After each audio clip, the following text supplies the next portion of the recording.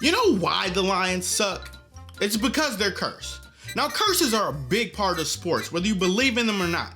There's the Madden curse, where the cover athlete of the game finds some misfortune through injury or devastating loss. Now, you can find some examples of athletes breaking the Madden curse throughout the years, but Patrick Mahomes solidified it last season. Or there's the curse of the great Bambino. In 1918, the Boston Red Sox sold Babe Ruth to the New York Yankees, and because the team had been so bad for so long, fans needed a reason to rationalize why their team sucked. Well, the Red Sox broke that curse when they won the World Series in 2004. And there was also the curse of the Billy Goat, where some guy brought a goat to Wrigley Field and he got kicked out, so he said the Cubs ain't gonna win no more. Well, they lost the World Series that year, but eventually they broke the curse in 2016. For Lions fans, we suffer from the curse of Bobby Layne, and we cannot shake this thing at all. The Lions were established around 1930 as the Portsmouth Spartans. Their first year in the league, they stunk. Surprise, surprise, right?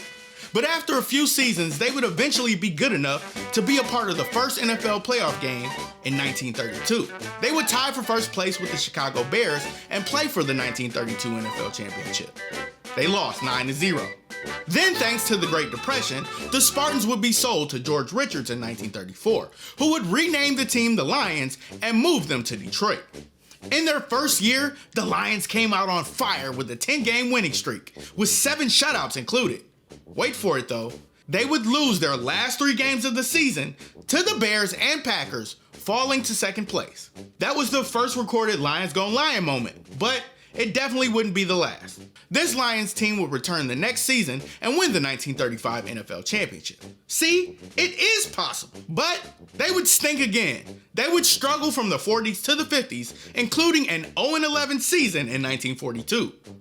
You gotta be kidding me. Though in 1950, it would be the trade of Camp Wilson for Bobby Layne that would turn this franchise around. Bobby Layne was the best quarterback the Lions have ever had. He was a star and one of the best players in the NFL. Layne was a 6-time Pro Bowler and a 2-time All-Pro. He was Brett Favre before Brett Favre, and he innovated the 2-minute offense.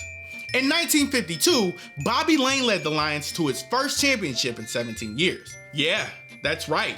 Back in the 50s, the Lions actually won championships. They would repeat in 1953, and in 1957, the Lions would win their final championship. So, in 1958, after leading the Lions to 3 NFL championships, the Lions traded Bobby Layne.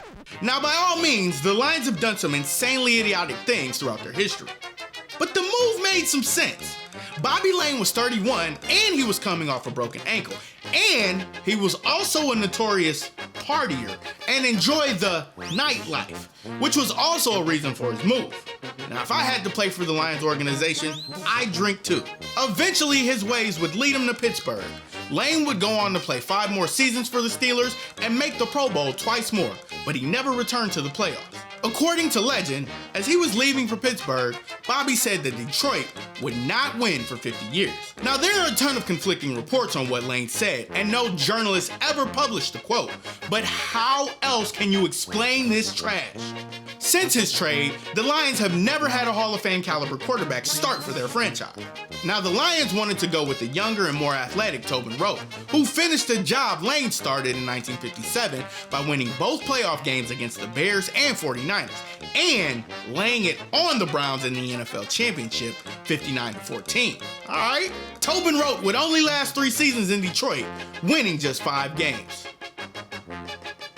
In 2008, when the curse of 50 years was supposed to end, the Lions went 0-16, and that was supposed to be it. But here we are, 12 years later, still cursed. In 2009, they drafted Matthew Stafford, and he's been the best quarterback the Lions have had since Bobby Layne. The same Matthew Stafford who attended Highland Park High School. You know who went there? Bobby Layne. Wait a minute. Do we have to trade Matthew Stafford to get rid of the Bobby Layne curse? When will we break the curse? Eventually, all curses are broken. But in the case of the Detroit Lions, never.